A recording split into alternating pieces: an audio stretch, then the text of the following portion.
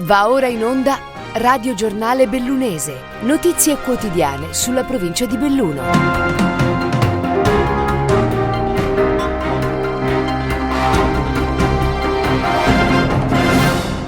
Benvenuti a un nuovo appuntamento con il Radio Giornale Bellunese, questi fatti che affronteremo nell'edizione di oggi di venerdì 26 agosto 2022. Tragedia a Torno, in provincia di Como, morto Favuri Igbo, 21enne bellunese di origini nigeriane residente in Inghilterra. Il giovane ha perso la vita dopo un tuffo nel lago, il suo corpo è stato ripescato lunedì pomeriggio, necessari alcuni giorni per risalire con certezza alla sua identità. Il 21enne si trovava in compagnia di alcune persone conosciute in viaggio qualche giorno prima. È stato uno di loro a lanciare l'allarme non vedendo riemergere Igbo dopo il tuffo. Inutili purtroppo i tentativi di soccorso. Le squadre vigili del fuoco e i sommozzatori giunti sul posto non hanno potuto far altro che recuperare la salma del ragazzo ormai deceduto.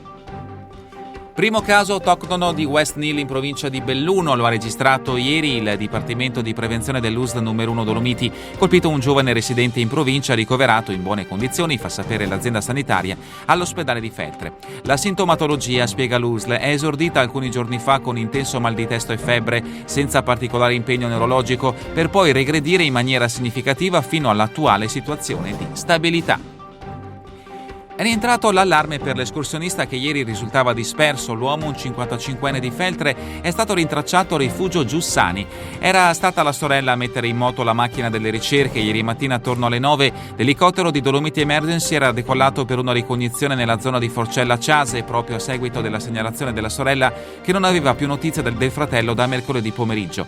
Al momento dell'ultimo contatto il 55enne si trovava al bivacco della Pace sul Monte Castello, poi il suo cellulare era risultato irraggiungibile. Fortunatamente durante la ricognizione dei soccorritori lungo il sentiero che scende in Val Travenanzes, la donna ha richiamato dicendo di essere riuscita a sentire il fratello, il quale si trovava al rifugio Giussani.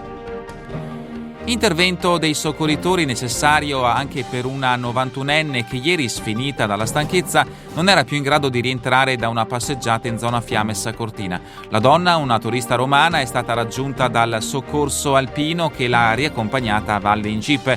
Allarme subito rientrato invece per una persona bloccata tra le rocce all'uscita della ferrata di Punta Anna e sentita gridare da un turista straniero. Dopo una prima segnalazione la centrale del SUEM è subito stata ricontattata poiché l'intervento di alcune persone presenti sul posto è stato sufficiente a risolvere la situazione.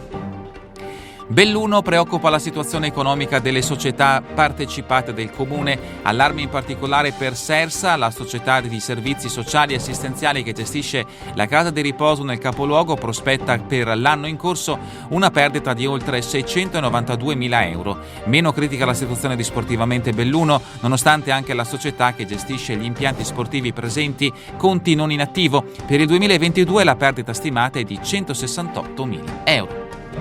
Passiamo allo sport, calcio, conclusa con un successo l'ultima amichevole della Dolomiti Bellunesi prima dell'esordio ufficiale, battuta 3-2 la Primavera del Venezia grazie alla doppietta siglata da Pasqualino e dalla rete messa a segno da Zanolla.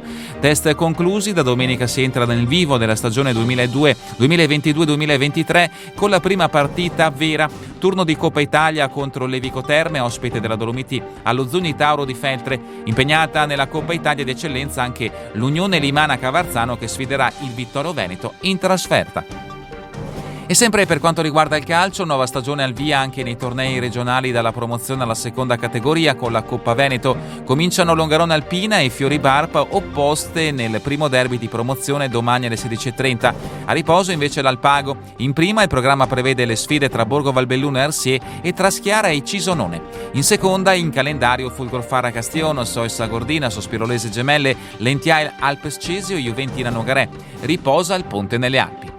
È davvero tutto per questa edizione del Radio Giornale Bellunese. Vi ricordo che le notizie sono tratte dai quotidiani newsinquota.it, il Gazzettino di Belluno e il Corriere delle Alpi e dal sito del settimanale L'Amico del Popolo. A voi tutti un buon proseguimento di giornata, in compagnia come sempre di Radio ABM, la web radio dell'Associazione Bellunesi nel Mondo. Avete ascoltato Radio Giornale Bellunese, notizie quotidiane sulla provincia di Belluno.